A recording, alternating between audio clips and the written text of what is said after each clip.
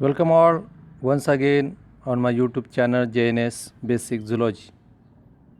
So student, today's our topic for discussion is Calliot's respiratory system.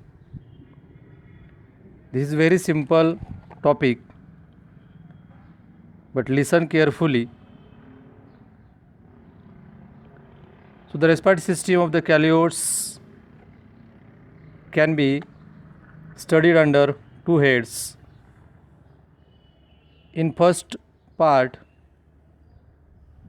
we have to discuss about the respiratory passage or respiratory tract, and second part of this respiratory system is related to the mechanism of respiration or the respiration mechanism.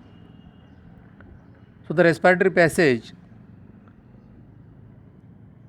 of the Calliot's or the respiratory tract of the Calliot includes all that parts which are found in higher vertebrates like external nostrils or nares, nasal chambers, internares, glottis, larynx, trachea and bronchi. All these parts are belonging to the respiratory tract of the Calliot. So the external nares we can found on the head region near to the mouth or on the snout part of the head.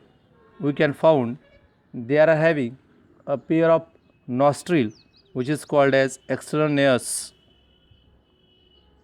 and internally these pores are open into the buccal cavity by the internal nares.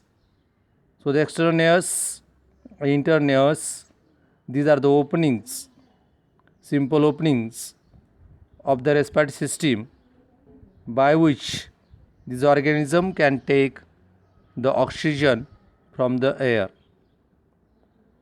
Then this nasal chamber then followed by a particular part that is called as glottis.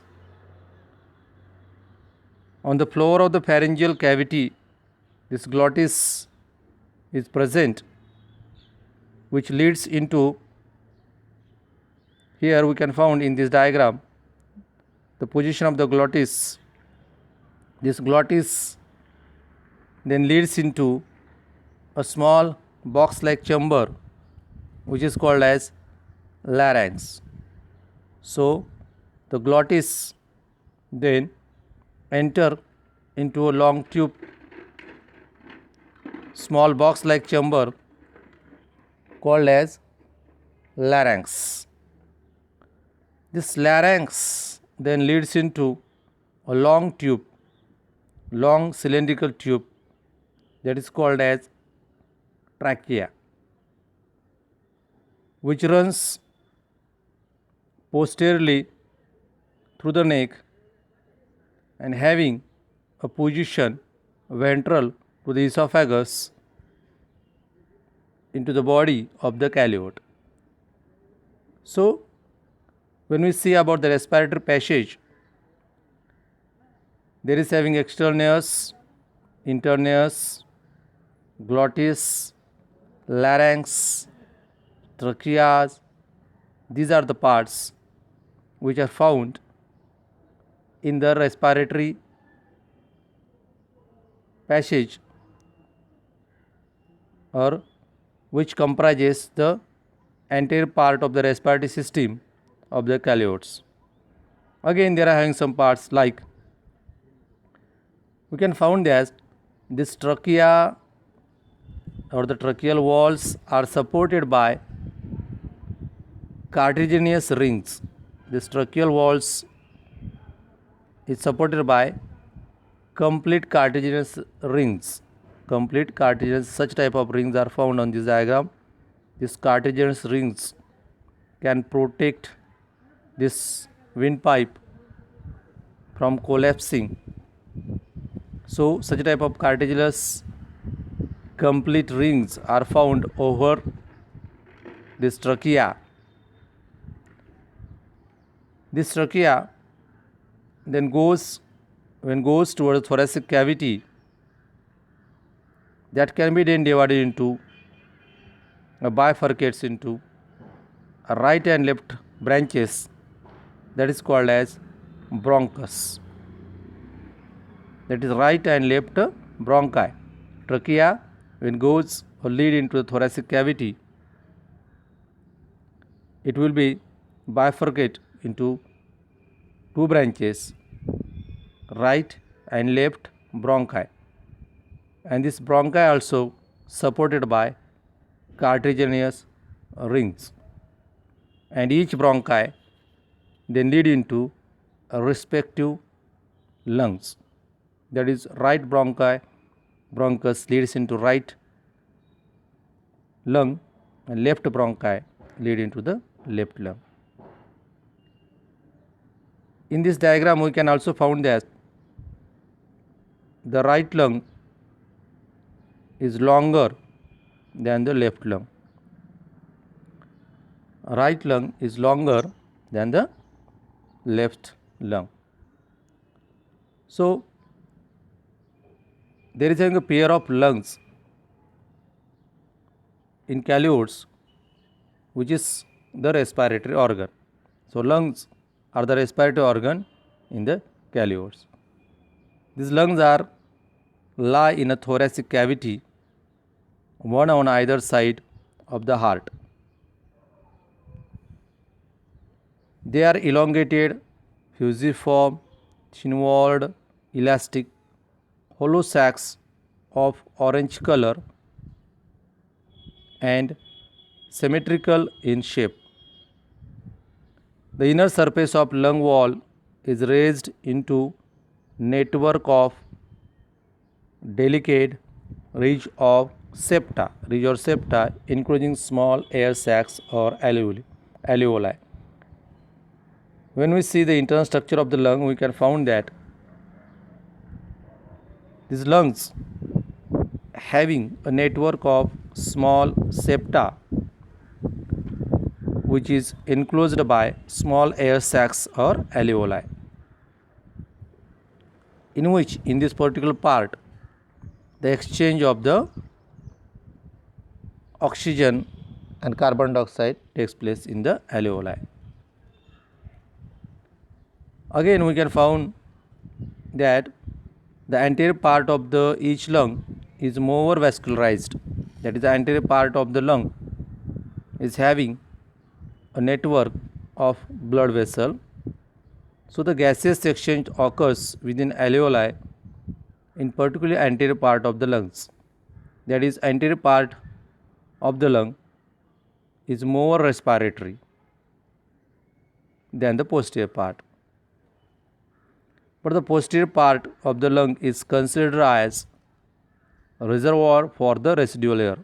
Some of the residual air is stored in the posterior part of the lungs. The bronchus enters a lung directly from the alveoli.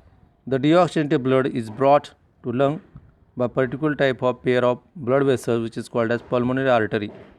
With the help of the pulmonary artery, the deoxygenated blood is brought to the lungs, and when this blood becomes oxygenated, that can be carried away by pulmonary vein back to the heart, and from where that blood then supplied to each and every part of the body.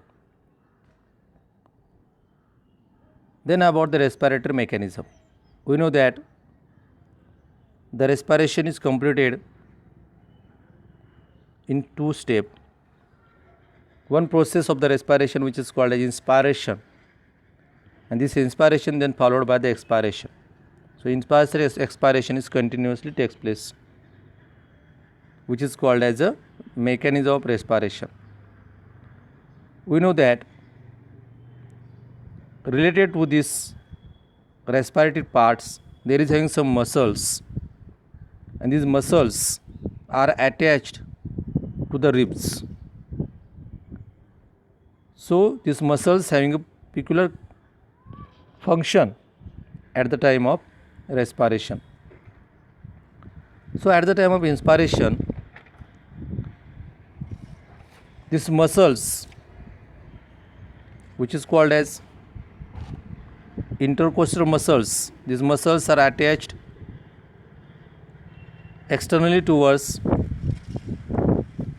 these ribs. They can pull the ribs away from the body. As a result, the chest cavity can be enlarged, and as a result, lungs expand and fresh air rush into the body from the outside with the help of the nostrils. So that during the inspiration, intercostal muscles are contract, which pulls the ribs away from the body. Lungs are expand and fresh air comes into the body. The exact reverse process takes place during the expiration. The ribs pulled back to their original position due to relaxation of intercostal muscles. As a result, body cavity is reduced, lungs are pressed, and the air which is present in the lungs goes out or expelled by the nostrils, or the air which is present at that time in the lungs can be forced towards the outside. So in this way, inspiration and expiration takes place. This is about the respiratory mechanism in Calliotes. So thank you once again for watching this video.